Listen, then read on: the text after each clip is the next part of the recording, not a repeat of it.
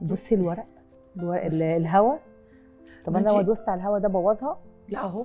طيب انا بسأل بس انا عايزه العب يعني. لا. وفي عندكم قريه اللي هي كفر وهب، عارفاها؟ عارفاها؟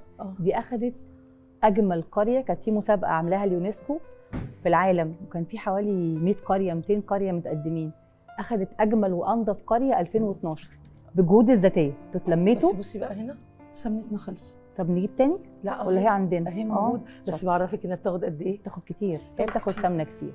هي بتاخد سمنه كتير. خليني اخد انا دول واكمل لك القصه بتاعت كفر وهب عشان انا بحب القصه دي. ورحت زرت القريه، لقيتهم لسه مكملين من 2012.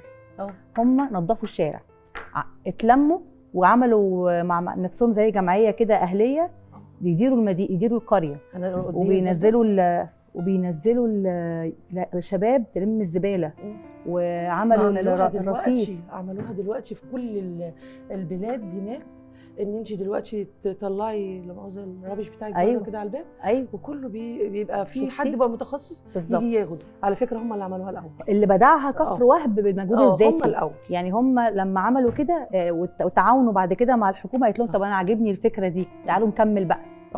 بصي بقى احنا عايزين نحطها في حاجه ترتاح. احنا هنحطها ينفع تحطها هنا ترتاح؟ ايوه هنحطها هنا مكان اخواتها. مكان اخواتها. اهي دي بقى بنسيبها شويه ترتاح. قد ايه مثلا؟